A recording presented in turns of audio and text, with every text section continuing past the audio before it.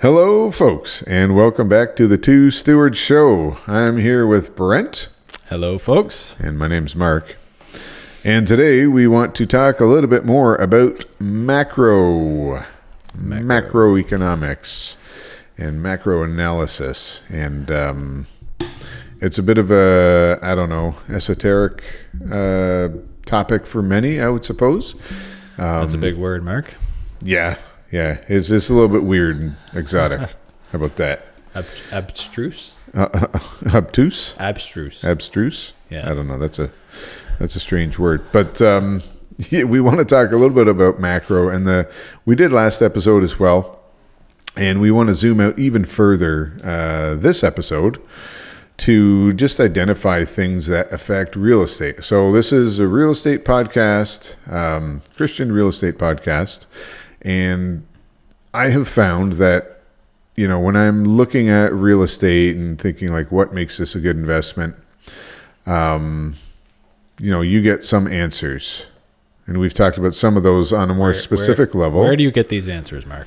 Well, you do some research. You look on the old internet, I suppose, right? But if you want to, why is real estate a good investment? Well, a simple answer that people will give you is that prices keep going up over the long term. Okay. You could just take that at face value and leave it alone, but I want to know why. Because if they're going up, are they going to keep going up? Yeah. And what causes that? So we talked about some of the sort of local things, like maybe on a city level, a provincial, and a even federal level. We talked about, population trends, immigration, interest rates, that kind of thing. But there's other things that can affect it as well. So you just keep even zooming bigger out. Yeah, if you ask why does that happen? Why is there more immigration into Canada? Well, then you need to zoom out and look sort of at a global picture, right? Yeah. And that's what really good macro. And we failed to do that last time in the last episode. Well, we didn't have time, right? We're a little bit limited. So I think we really kind of hit Canada, Canadian macro, if you want to call it that. But I want to zoom out a little bit more and just give some framework to our ideas here, and not necessarily all the trends that are happening that are really important, but what are the trends to look for? Yeah. What are the things that we look at? And I just want to give a tip to anybody who's listening to this podcast that I found when I listen to our podcast, you got to listen at 1.25 times speed, 1.5 times speed. And we sound so much smarter. Oh, really? Interesting. Sounds what do you mean, Brent? Really fast. But yeah, just a little tip. So okay. Let's jump into this. I'm not sure what you're talking about. That reminds me of the fella I met down south. Oh, who I told him I was a podcaster, and he said, "Well, would you know that? I come from a long line of podcasters. My pappy was a podcaster, my grandpappy, and his pappy before him." I said, "Really? I didn't know they even did podcasts. You're talking, early years of the century." And said, "Well, no, what I do, I wake up early in the morning, I get these here bean pods, and I cast them out to my swine, and they love it. And we've been growing pigs for years and years." And I said, "Well, I think we got a different kind of podcasting here, but nice to meet you, Cletus." Oh, man. That's a Mark original? Yeah, that's a work in progress. But anyhow, getting back to macro. So, what are some of the things that we look at for when we're talking about macro?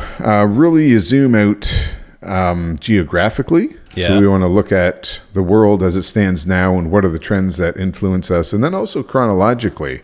And people sometimes forget that. Yeah, we're talking about time here, son. Okay. But you are old enough to be my father, so. Yeah, we can look at. You have to look at cycles and trends. Once you look at trends, you tend to identify cycles, and so. It's hard to maybe tie this into a Christian perspective, or maybe it's not, because there's a couple different views of history, right? One is sort of that linear view, where mankind has ascended from the primordial ooze Right. and from a single cell bacteria to increasingly sophisticated forms of life. Evolutionary perspective. Yeah, an evolutionary perspective, which is generally accepted, and fits in very well with the linear perspective, right? We're constantly ascending, we're constantly rising and getting better to a better and better incarnation of mankind. Yeah. And, eventually we can sort of reach that utopia. And so this, I would contend that this is probably like the basis for some schools of thought like communism. Because the whole idea with communism is that you can reach this utopia, this perfect society where we're all in balance. And even with sort of the current climate religion and things that people are talking about, like worship of nature, we can live in perfect union with nature or with each other, depending on the flavor of your what you're thinking about. Yeah. But that's the idea, that we can constantly get better, and with the right policies and the right beliefs, we'll get into that space. Yeah. And so eventually that's what we're reaching for. Like, and according to that kind of worldview, the reason that things are bad or things happen that are not, getting us to this better point is because maybe the policy doesn't work. Bad policies. We try something else. We tried a different policy. Yeah. Whereas probably a more, I would say a more Christian way to look at it is as cyclical. And, Christians aren't the only ones who look at history in a cyclical fashion. I think I've talked previously about the book, The Fourth Turning, which wasn't necessarily a Christian perspective, but they analyzed Western history and found that there were cycles roughly spaced out generationally. So every 80 to 100 years, you would have a new cycle. And then within that, there's subsets of roughly 20, 30 years, which corresponds to like each new generation. So we look at it sociologically. You've got like the boomers, millennials, Gen Z, whatever the next generation is. And that cyclical worldview is kind of one that is just repetitive, right? This happened, but if you look back through history, that same sort of thing happened years ago in a different era, in a different context. And this was the result. And then, we went through another period of time and it, happened again. And here we are.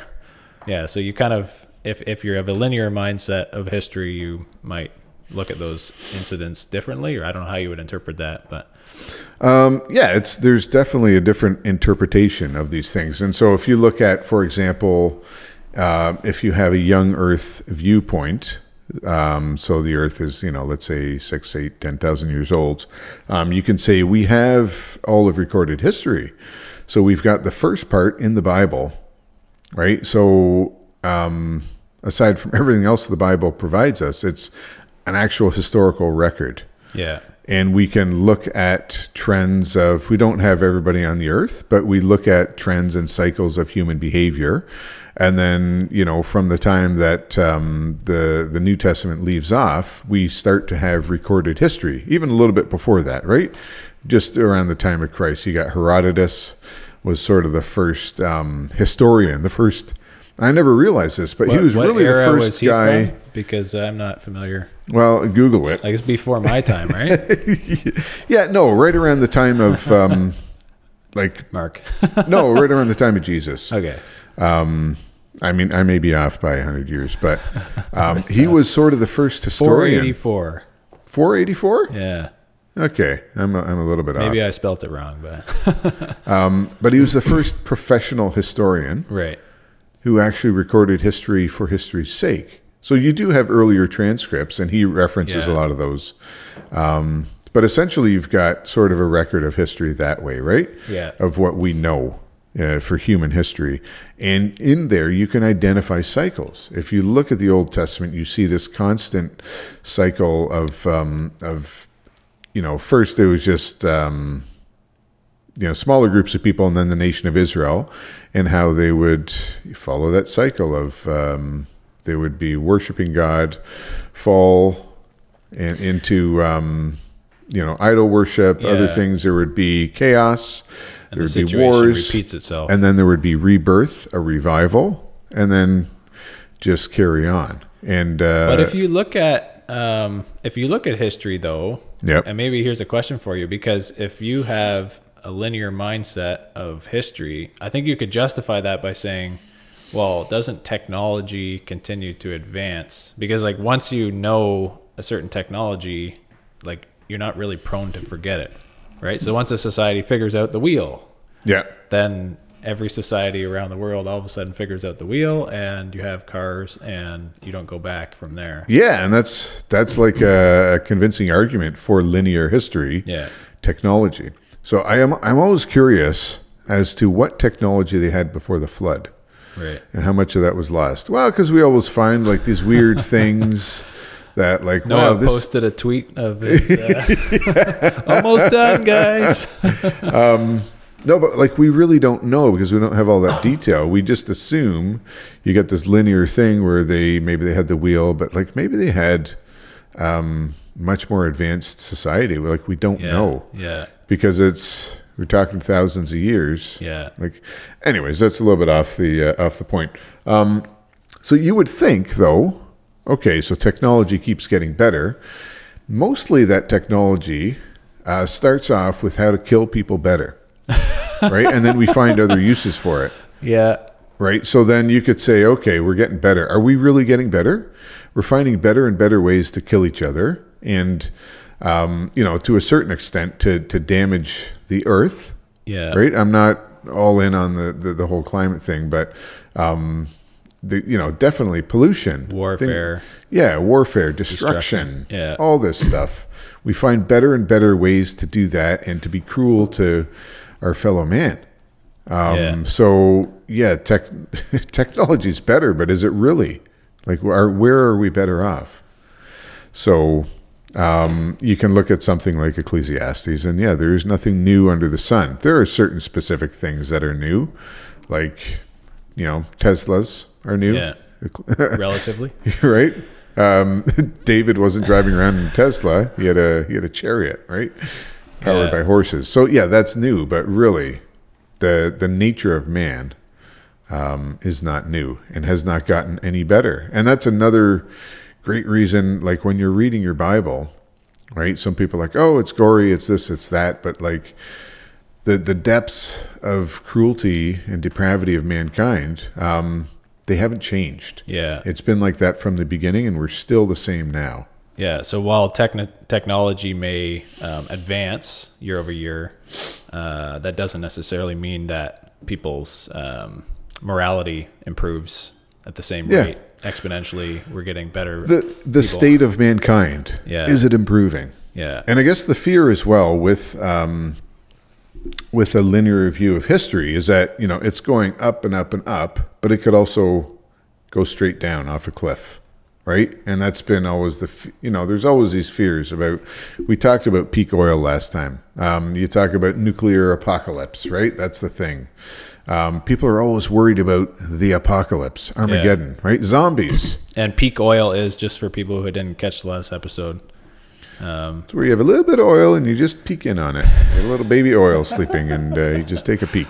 No, the theory that not just oil but other commodities on this earth are finite, which in the grand scheme they are, but not anytime soon. Yeah. But that they're finite, we're going to run out, and everything's going to end. Whereas the actual limitation to resources is more how much human time can we expend in getting them. Yeah, exactly.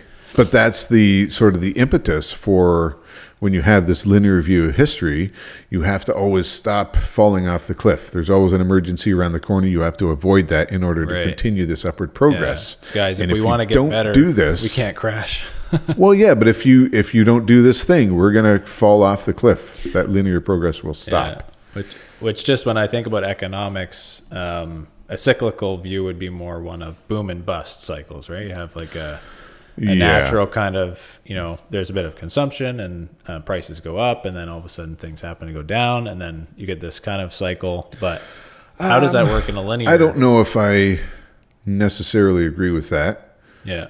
Like, I understand your point, but the whole boom and bust thing is mainly due to our monetary system because of inflation, which you have inflation, deflation, or less inflation, and that's the boom and bust There have been sort of booms, like periods of more economic growth and less before our current monetary regime, but nowhere near as pronounced as what we have now. So that's what I was just thinking.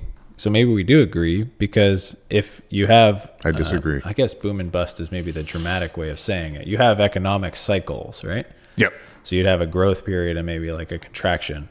And under a standard where they have a gold-backed currency, those would be moderate. But I think what you're getting at, and maybe we can argue about this. Yeah. I like to have an argument. Is that on a fiat standard, those cycles are exaggerated because they're influenced by, and kind of, the government wants growth, so then they try and stimulate it. So that makes the growth cycle that would have naturally happened go a lot quicker. And then they don't want bust, so they kind of fake it and hide it and do what they can to stifle it, and then keeps artificially growing and making the problem even worse. And then eventually you have this really volatile correction. And that's where, like, the linear view, maybe if you have a linear view, worldview, you're kind of like, I want to just stop any kind of downturn in the economy. So what can we do in our control to stop that? And I mean, Keynes was sort of, he was very much about that cycle as well, right? He had identified that there were cycles, and that... and for people who don't know Keynes, this is... just listen to the other episodes. Go back. No, he was an economist and sort of the, I don't know, grandfather of modern monetary theory, I suppose. But anyways, he came up with the idea that government would, through taxation and spending, be able to mitigate these cycles. So when there was a recession, they could spend more money into the system, and then when things were well, they would spend less and take more tax revenue, and then everything would even out nicely. And it would be a nice smooth line up into utopia. Exactly, and we've seen Sounds great. That doesn't happen. So the other, I mean, there's a tremendous amount of anxiety around, like, the next crisis, right? We've, again, talked about it last time with peak oil, environmental movement, all these things that people are always identifying the next crisis, and there's tons of anxiety about it, always, right? So with the Christian perspective, you don't need to have that anxiety, right? When you have sort of the record of history and you can see how it's been, how it's going to keep on going, technological advances notwithstanding, you know that God's in control, that he's got a plan. And he's sovereign over it, right? It's not like these things happen and nobody can control it. It's not like once we get to Mars and establish a colony, we're outside of God's control, right? No, he made the universe. He made, like, he is in control of everything. And we have the cycles of human history anyways to sort of, to show us that, how it's been and how he's always been sovereign and how we will continue to do that. And, we can worry, and we can not worry, but we can be mindful of what's going on. And that's what we do, right? That's why we're doing this podcast as well, to just Stay explain aware. a little bit, to help other people be aware of what's happening and sort of how we think about things, specifically around real estate. You still have a job to do here, but you don't have to obsess and to worry and to lose sleep over it, that, that things are going to be terrible. Like, we know things are going to be good and they're going to be bad. Well, my whole thing is things are going to get worse before they get better. Yeah, exactly. And, like, you understand and you learn that you can't cling to mankind's prowess, our strength, right? You can't rely on what we're doing, because that stuff, you look through history, empires rise and fall. You talked about cycles, like, they're often tied to military conquest, right? So you had, like, in more recent history, the last 500 years, whatever, you had the Portuguese, right? They were an empire and they had built colonies. Who are the Portuguese? Never heard of them. But no, you had these cycles, right, which coincided with sort of world economic cycles as well. You had the Portuguese, and then the Dutch, and then the Spanish, and then the English, and then the U.S., and now maybe China. I don't know. But you had all these. Anyways, you have all these cycles. They come and they go, but the Word of God remains constant. The promises of salvation. of Jesus are constant. And so when you have that sort of wider view, you're like, okay, I can be aware of these things. I can worry about them a little bit maybe. Well, yeah, but the constant is the word. Yeah, you stand on a firm foundation when you look at this stuff. Like the seas may be turning all over the place, and there may be a lot of upheaval everywhere and uncertainty. But you stand on a firm foundation of the word, and then you look at these things, and you're firmly anchored, right? And then you're mixing metaphors now. Yeah, now you got a foundation. Is it the foundation of the lighthouse? That would tie into the seas and the anchor, I think. So, but I get your point. Yeah, you have that a solid mooring. Yes. From which to look at things and to understand what's important and what's not. So as much as we spend like a lot of our time talking about real estate and doing real estate and macroeconomics and all this stuff, like it's all window dressing really in the scheme of eternity. But it is important, and that's why we're talking about it, but because the other aspect of our podcast is stewardship, right? Yeah. And we have been given finite resources within this world, right? And with its limitations and with its struggles, but we also have that call to use them and to steward them well. And that's where this comes into play. Yeah, well, there is the danger that when you have this sort of big picture view, you can be a little bit fatalistic or a little bit like cynical, or like nothing really matters. Right. Whatever, God's in control, and whatever he wills is going to happen. So like, just let it happen, which I don't think is maybe the right view either, because he's still, in the scheme of eternity, what we're doing now doesn't have an effect, but it doesn't mean it doesn't matter. Yeah. Right? God still, because we confess he's sovereign, he put us here in our specific spots. Yeah. And he knows every single person that's lived on the earth and what they've done and the opportunities that he's given them. Like, it's just so mind-boggling to understand that, you think about history and the Roman Empire and all these things, but God still knows us. He knows, like it says, every hair on your head. Yeah. He's got that whole cycle, the creation of the universe, but he also knows what Brent is doing. Yeah. And is Brent using his talents wisely? Is he stewarding his resources wisely? Yeah. So, or is he a squanderer? Exactly. Yeah. Exactly. And hairs on your head could refer to your beard too, right? I hope so, because there's not much there. I mean, that's still my head. Yeah. Anyways, I think, is that a good... that's a good framework to start. For what we're talking about? Yeah. Okay. So what are some of the things we're... well, what's the current situation? Yeah. So you got a few things. Utter chaos. You get that on a dairy farm sometimes and nobody milks the cows. Utter chaos. Oh, that's the second joke of the podcast, folks. So stocks are falling like a recession is coming. We should have a bingo card for listeners, right? And every time, it's like every time there's a joke, it's a different number called out. Yeah, all right. Okay. Current situation, Brent. Oil prices are rising like there's no recession in sight. So you have stocks falling like a recession's coming, and oil prices rising like there's no recession coming. Yeah, which is weird. Yeah.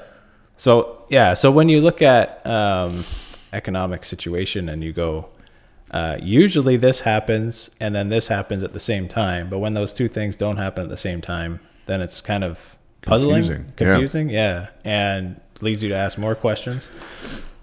Well, and we talked about the Phillips curve, right? Yeah. Usually when there's high unemployment, there's low interest rates and vice versa. But now we have, high employment and you have low interest rates. Yeah. But now we have high interest rates and high employment.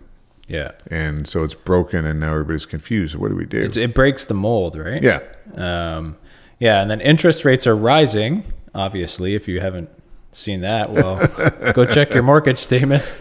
Like we have really high inflation, but gold price is falling like inflation is gone.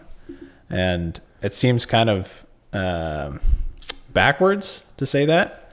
And house prices are rising too, like the rates are falling. Yep. So the housing market's kind of reacting like, okay, rates are coming down.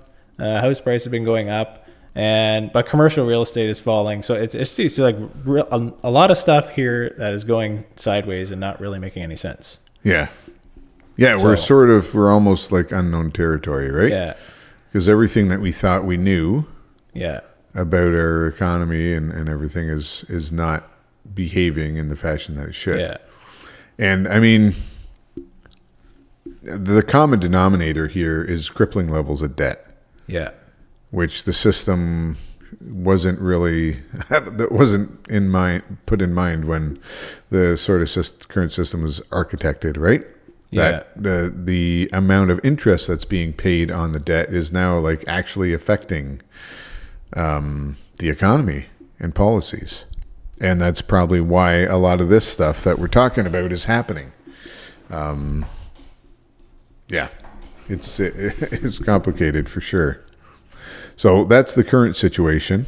And yeah, we talked about debt. That's we've talked about debt a lot on this podcast, right? So we don't need to get into that, but that's coming. And yeah, we talked about the debt ceiling. Yeah. That's that debate is happening soon again as well. So what is that exactly? Because it sounds like a limitation. Like if you just say it's the debt ceiling, they would talk about that every year. But is that actually a limitation to anything, or is that just hocus pocus? Well, it's a legislative limitation on the number of currency units that can be available to the U.S. government. Exactly. And originally the idea was, hey, we got to be responsible guys. We're going to set a ceiling for the debt that we're spending, and that's it. Right? And you only need a ceiling, but you only need a ceiling because there is no natural limitation on the money supply. There will be eventually, I think. Once natural limitation? Yeah, once interest payments consume the majority of tax revenues. Then they can't spend more. Yeah. But they can print more.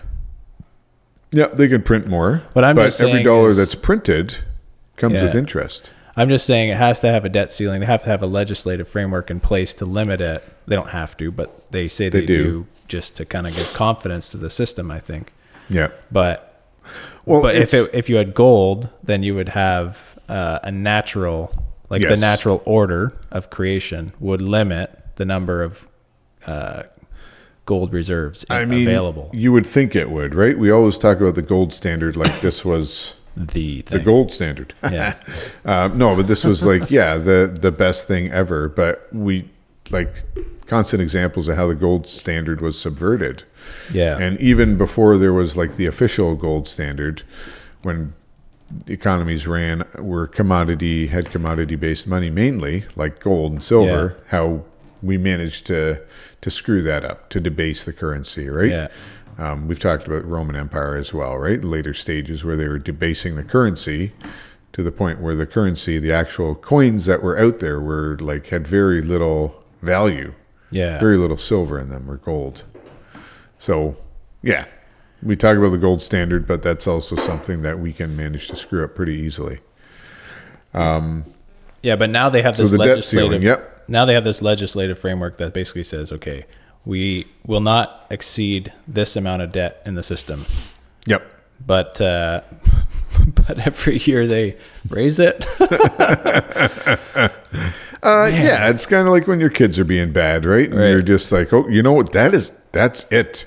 This is the last. The last time you do that once more, you were going to be in trouble. I've told you 100 times. Yeah. And do that again, you're getting a spanking. Exactly. And it never comes. Yeah. So it is interesting. A lot of U.S. states have similar legislation where they have said, we can't run this state cannot run a deficit. Yeah. It is illegal. And if you run a deficit, you're going to be voted out of office, or you're going to be kicked out of office by the system. Existing mechanisms and possibly prosecuted. So there's a lot of states that do not have deficits and don't have a debt and don't have a deficit. But the federal government, there's no such rule. And I mean, a little bit of that is theater because then they get funding from the federal government to meet their budgets and stuff. Yeah. It's like, well, you're just robbing Peter to pay Paul. But yeah, the federal debt ceiling is just, it's a joke, right? Political theater. Happens every year, and it's just grandstanding. Most people don't really understand it, but it's just a way to get. Well, if you don't understand it, why don't we explain it a bit? Because I don't really understand it that well either. But yeah, it seems like an important thing given that it's happening. Yeah, yeah, and I mean there have been government shutdowns before because they, didn't. And that's hit what's an kind impasse. of looming right now. Yeah, possible. And I mean, it's not just the government shutdown, but that's the first thing because the government can't meet its obligations. Yeah. So they're going to try and pay Social Security and all these things first. But like employees of the government, like you're not getting paid. We're just going to shut down various things.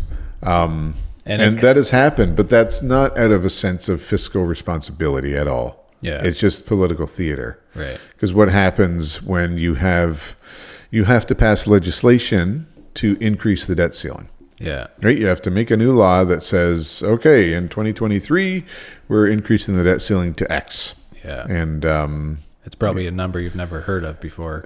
yeah, it just keeps getting bigger and bigger. But what happens is as with anything in the States and here, but especially the States, is everybody has their little pet projects. So you get like these omnibus bills, right? Which is, it's supposed to be about the debt ceiling, but really there's like a million other things in it. And it's like the document should be 1 page long. Like, we hereby agree to increase the debt ceiling to, 4 trillion or whatever it is. But instead, it's like hundreds of pages long. And like, why is that? Well, because there's all kinds of spending thrown in there. Yeah. So if you want me to support your bill, you got to build something in my district, or I have this pet project that I want supported. So when you look at it, it's just, what they call... Not only do they what my good friend Cletus would call pork barrel politics, which he likes because he's a pig farmer. Yeah, so not only do they projects. raise the debt ceiling, they also get money for all their things, and it's already spent, or a lot of Yep. So it's all nonsense at the end of the day, right? They could just say, yeah, we'll increase it, or like, no, we'll not increase it. We're going to get our spending in order. Yeah. But that never happens, regardless of Democrat or Republican governments. What's the impact of this on real estate? Because I think that's what we're trying to drive home for people is this is all going on, and it goes on every year, the kind of same political theater, and they never lower the debt ceiling. It's not like, all right, this year we're actually going to pass a bill to lower the debt ceiling. But as a consequence for real estate investors, like what can they expect? Or like, I guess not. It's not going to be directly like, all right, they passed this bill and now everybody gets a check, or everybody gets their value goes up. Or so there's a lot of moving parts, but the basic thesis is the same, that as currency is debased, and that would be through introducing more debt, that asset prices rise. So again, not the value of the asset necessarily, not its utility value, just the price, but the price that's denominated in those US dollars.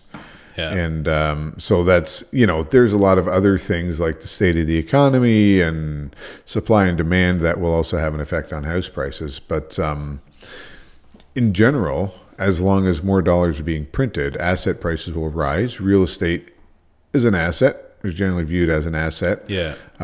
So the price of it will probably rise. And that may not be like meteoric changes, but at least in keeping with inflation. Right? Which could be 3 or 6% a year or whatever it is. And just as a consequence of them raising the debt ceiling and the fact that they continue to print money. And then, that's the U.S. We're talking about the U.S., but this is one of those sort of macro themes that we look at all the time is like, what's happening in the U.S.? Because they're our biggest trading partner. They're like geographically right next to us.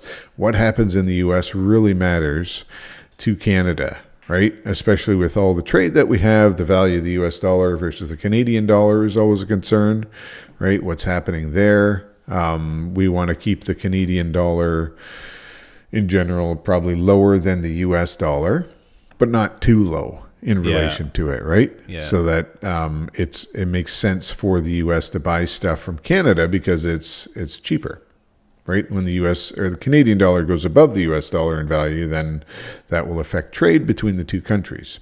And then so general economic conditions influence how we spend and how our economy works in Canada. So when you're looking at sort of macro stuff, like U.S. is important globally, but more so to Canada because we're so close, like the little brother or whatever, right? Well, when the U.S. raises the debt ceiling and when they change their monetary policy or when they increase their monetary supply, since they're the global reserve currency of the world now, so far, we'll see. I don't know. Mark's making a new coin. Right?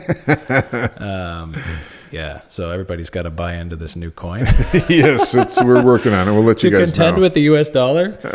But if they change something with the U.S. dollar and everybody else in the world is kind of more or less tied to the dollar standard, then they're all impacted, right? Yeah. And you see it can have some really big effects. So offline, we're talking about euro dollar, foreign currency reserves. So euro dollar refers to not just dollars in Europe, but really around the world, right? Confusing term. Yeah. I don't know who came up with that, but bad job, guys. But yeah, many countries hold U.S. dollars in reserve, and you've seen because China they has need been them a huge to buy oil. Primarily, but also to buy U.S. goods and services, right? Or not services so much, but goods. But yeah, oil. So that was, okay, we should talk about the petrodollar. Ooh. So this is where, you got to zoom out a little bit chronologically and look at, we've talked about the gold standard and how there was a gold standard and now there's not. Yeah. It's really not even zooming out that far chronologically, though.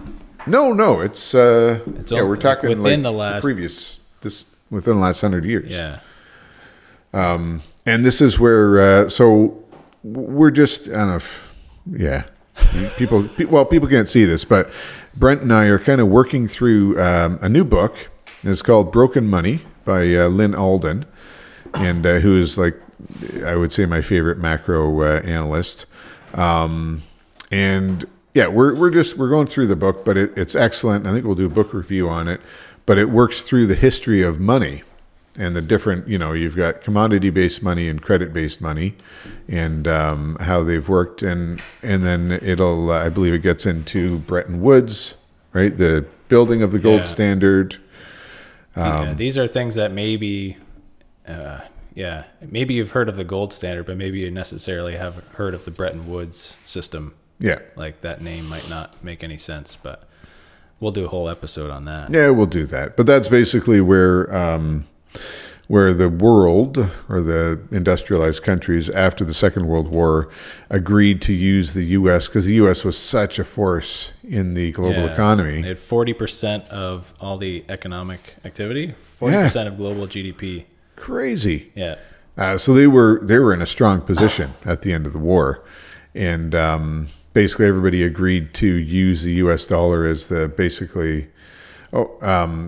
back the gold deposits, and that the U.S. dollar would be tradable for a certain amount of gold, like on a one-to-one basis, and that the U.S. would hold everybody's gold. Yeah. Pretty much. Yeah. So everybody send your gold to the U.S. We're strong. We can take care of it. And we're just going to value it along with the dollar, and everything will be great. And I think we did the math. It took almost as long to implement that system, because Bretton Woods was it 45? Yeah. I think the conference. So right at the tail end of the Second World War, they did this conference. And then it took until, from 45 basically to 58. To implement it. And then it only lasted till 71. Yeah. When Nixon basically went off the gold standard and said, no, this is not going to work, guys. Because they were printing more dollars than there was gold. And people were starting to realize that. And we're starting to redeeming their gold, getting their gold back. And Nixon's like, oh, we actually don't have that much gold. All these U.S. dollars you have, you can't. So, sorry. We're changing that. Sorry. And a lot of people view this as sort of the the genesis of our current economic woes, but I think it goes, I don't know. Again, with that sort of cyclical view, it was bound to happen. Yeah. The debasement of whatever system we have. But yeah, we went to a petrodollar system, which basically said that the U.S. will, we're still big and strong, and oil was becoming very important on the global stage, right? As a as a increasing energy unit. Everybody's using oil, especially for automobiles and things like that. So they said, we're going to protect the oil producing countries. Essentially, in return, they're going to only trade their oil in dollars. Yeah. So if you want to buy oil from Saudi Arabia, you got to do it in US dollars. So energy being like one of the most important commodities in the world, if not the most important, that would have tremendous effect on the global economy and the state of the US dollar. Yeah. And so hence petrodollars. And that's how it's been, right? Now we're seeing some cracks in the system where countries are starting to trade in other currencies like the yuan. For oil. Yeah, for oil. Rubles, how far that's going to go, I don't know. But we sort of keep an eye on these events, right? So that's another example of trying to understand our system and like how is real estate going to be valued. And if we're really reliant on the U.S., how is the U.S. petrodollar being affected by world politics? Yeah. Essentially, it's good for us if it remains stable as Canadians because we depend on the U.S. so much, but that may not be the case, right? Is China going to ascend to global supremacy? Or are they going to crash and have... These seem like pretty big concepts to talk about, right? When you're just talking about buying a house down the road as a real estate investment. Yep. And now you're talking about whether or not China is going to be the world power and how that will affect. I mean, a lot of these questions lead back to the same answer, though, is like just buy real estate. Because if everything else, it's going to be the most stable thing that we can buy, more than likely, that will retain its value. Now, we'll argue, and not in this episode, but that Bitcoin would be probably arguably a better store of value than real estate, and that if our system ever changes to one that's not inflationary, then real estate may not be a good investment. Yeah. Right? But we don't have that right now. But that's why we look at our current system. Is this system going to continue? What's going to, what are all the implications of all this stuff happening? And I mean, for the record, I'm not analyzing all of these things myself. Like, I'm not looking at the price producer index and what's happening with manufacturing globally and all this stuff, right? I'm looking at analysts like Lynn Alden, that one of my favorite ones to look, but there's a whole bunch of them. Yeah, there's a lot, but Lynn Alden, Ray Dalio is another one. He's not strictly a macro analyst, but he has a lot of good thoughts that a lot of people will kind of listen to, whatever you think of the guy. And then locally, so Tom Karadza from Rockstar Real Estate, Nick and Tom, the brothers, I find he does a really good job of putting a lot of this stuff together and, taking sources from other macro analysts, but also doing his own research, especially as to how it affects us in Southern Ontario. Yeah. So excellent job there. What else do you want to talk about, Brent? We talked about the global... we haven't really talked about the global economy that much. Yeah, well, maybe US one role. topic is the immigration that we talked about last time a little bit, but I guess if you zoom out on a bigger scale, so we talked about Canada and specifically what's happening. Yeah. But I guess the reason is that we could talk about now is why are people coming to Canada, right? Like Canada might open its doors and people might think, oh, like we're getting more people, but on a global scale, are people coming to Canada for a reason? Or are there other countries that are getting more immigrants than us? Or are we just kind of an anomaly and, everybody wants to come here because it's, land of opportunity? What is that dynamic currently on a global scale? I think that's a good question to talk about.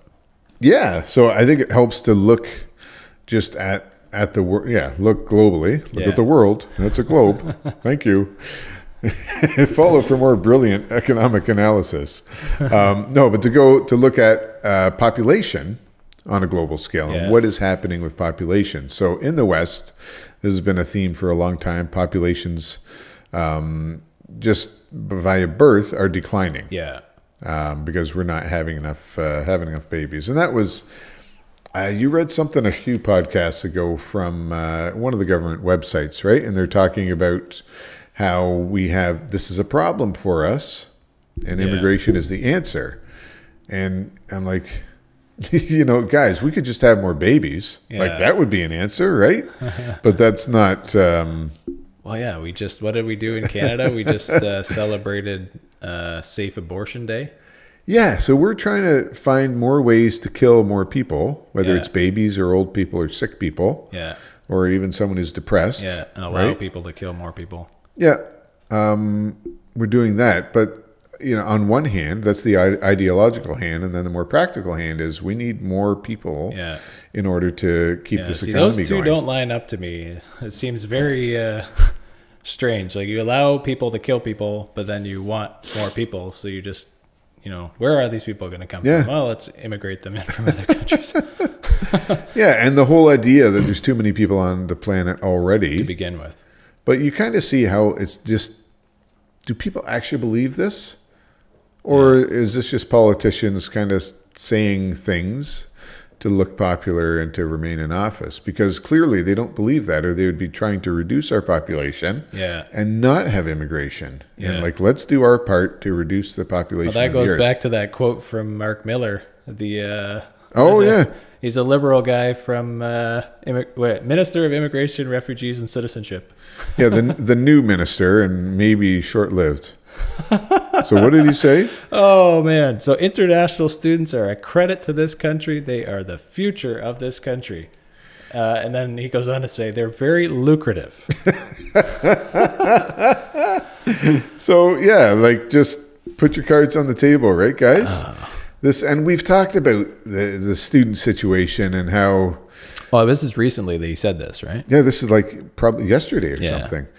But we've talked about this before, how this is a sham, and it's bad for students, it's bad for Canada.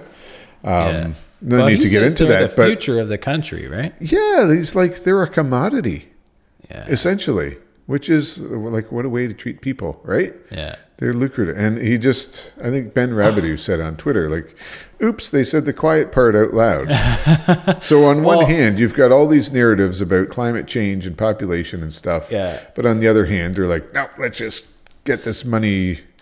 It's a money machine, right? Yeah, money machine. Yeah, it's Canada's money printer, essentially. Yeah. But if he says they're the future of the country, what does he mean by that? Because does he mean that they're going to come here, they're going to get an education, and they're going to get a good job, and that's going to cause our country to flourish? Or is that what he's trying to imply, but doesn't? Yeah, it's a broad statement, and you can make whatever you want from it. But part of it is they're paying a ton of money in tuition. They're putting a lot of money into the economy just coming here. Yeah. And if they stay or they don't stay, whatever, a lot of them will stay. Because I get from that, he's kind of basically saying we're reliant on them. Yeah. If they don't come, the country the economics of the country will slow down. And we've talked again before about the Century Club, and they're just this idea that our current government is beholden to, that we need to have a population of 100 million people by 2100. And so that kind of guides our immigration targets and all that stuff. And it's just a number pulled out of thin air. What numbers do you have to back this up? These are just round numbers, and it's ideologically driven. But part of that, to get to that point, we need these international students. So again, looking on a global level, what's happening with global populations? Western civilization, the Western world is naturally declining, so they need immigration. If they want to get population growing, they need immigration. And they need it economically too, right? If their GDP doesn't grow because they're not having kids and no one's entering the workforce or producing anything. Yeah, that's the theory. That's the theory. We can argue about that later. Okay. Well, because then you've got the whole thing of like, we just need the GDP to grow, which the government has crowed about, like, hey, GDP increased, which it hasn't, but not in like real terms, like per capita, it has decreased. So per person here, it's actually going down dramatically. And the more immigrants we bring in, that's happening. The lower it because goes. They're not bringing immediate value to the economy. Eventually, maybe they will, but just in strict economic terms. But again, yeah, what's happening with global populations? Like China looks like it's peaked, and they've got a very old population and not a lot of young people to replace them. So that may change, but there's a demographic trend there. But then you look at like Pakistan, India. India is where we get a ton of international students. Yeah. Nigeria is poised to become the most populous nation in the world in the next 20, 30 years probably, which that one kind of took me by surprise. Like Nigeria, wow. I didn't know there's that many people there, but massive and growing like crazy. So they're all looking for opportunities. The governments and the climates there, not like the heat, but the political climate isn't always great in a lot of these countries, right? So where do you have more freedom, more individual freedom, property rights, things like that? Yeah. The U.S., Canada. The U.S. isn't accepting that many people, right? They take about as many immigrants as we do. And they're and with 8 times the population, right? Yeah. We're trying to catch up to them. But so that's a trend that is interesting and will that continue if we get a new government? Are we going to have massive immigration? No. But it's likely that we're going to depend on immigration for a long time. Yeah. Right? Because even with new immigrants that come in from countries that have higher birth rates, you see a dramatic decline immediately in that first generation. Once they get here, they adapt to sort of quote unquote Western ways and have less babies. Right. They're not having 7, 8 kids anymore, right? They move here. Maybe there's 1, 7, 8 2 kids, but those kids are having 1 or 2 kids. Yeah. They very quickly adapt to our consumeristic culture where you can't afford to have kids because you can't buy them all, like, I don't know, put them all in hockey camp or whatever it is, right? And buy them all iPads. Can't keep them warm in the winter. So yeah, there's a good example of like, well, it's interesting looking at population trends. Yeah.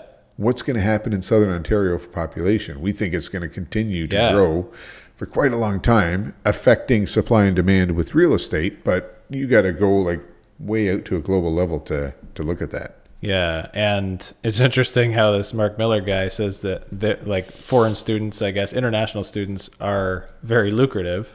Yep. Like he didn't probably mean to say that out loud, but that's kind of in the back of the head of a lot of investors too, right? Yeah. Like that has driven a lot of change in the last little bit in a lot of peripheral cities that have universities or colleges. Yeah. Where there's just been a significant demand for student rentals, right? And some of the articles we talk about or that you see where they're renting shared beds or bedrooms or whatever, and for exorbitant prices, like that is indirect related to this, right?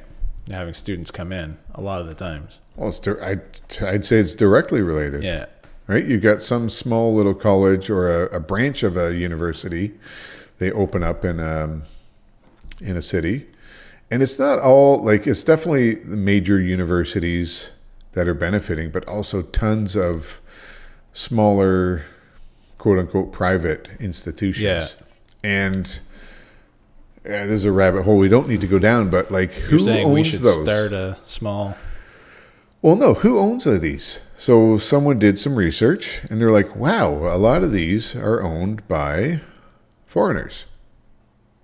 Like right? the Specifically, small education centers. Specifically Chinese people. These things that are, so you'll have this college, quote unquote, owned by a Chinese individual or company that pumps out, like that has primarily Chinese students in it. So they're taking people from there, bringing them here, extracting all the money, and then, who cares what happens to them later. And then they're Canada's problem. Yeah, and it's like, is that what we're trying to do here, guys? Yeah, that's Like crazy. it's not adding any value to us because that money will go Yeah, back but offshore. isn't history linear, Mark? Where we're just getting better and better all the time. We're fixing our mistakes. Yeah, and again, law of unintended consequences. I don't know what right? utopia is going to look like when we get there, but oh, Yeah. I mean, that's just the subversion of the of eternity to something that we can identify with, I guess, or comprehend, right? yeah. Something that we'll do ourselves here, as opposed to something that God will do for us. So, Do we need to wrap it up there? I think we can. I mean, maybe one thing we should talk about quickly is energy. Just so people maybe understand the importance of energy, and whether you have that linear view or a cyclical view, energy and technology, right?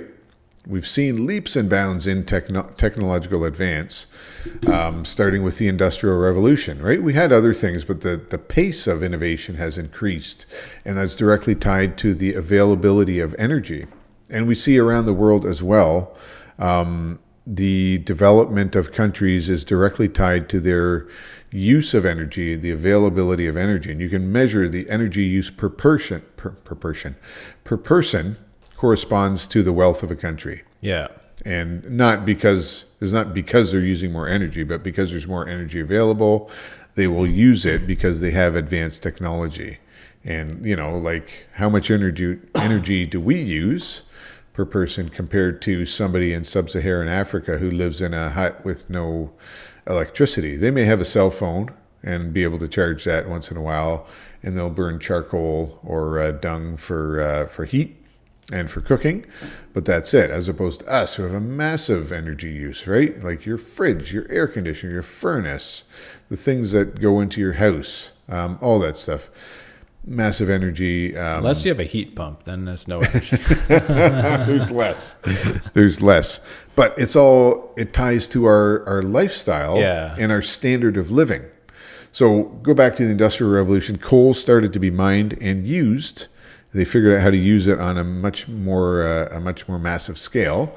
And then also gas. You got these mines. You've got natural gas as well. So hey, let's use the gas for lighting our cities. Now we can do things later at night. Now cities become more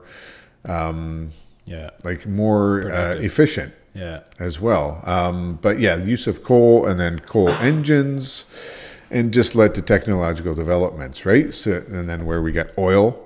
Right, the rise of oil over coal. We still use coal, but oil became very important energy-wise. Just like the rise of hydrocarbons, and then nuclear energy, which kind of got sidestepped or backtracked a little bit. Right around the 70s, that same thing. Everybody got scared of nuclear energy, but I mean, really, if you want something that's environmentally friendly and like maybe not renewable, but better than oil, that's nuclear energy. Yeah. And a lot of the Greens are against it, but that's probably the next big thing we should really concentrate on. But all that to say that energy is an important macro theme as well. So what happens with the price of oil affects a lot of things too.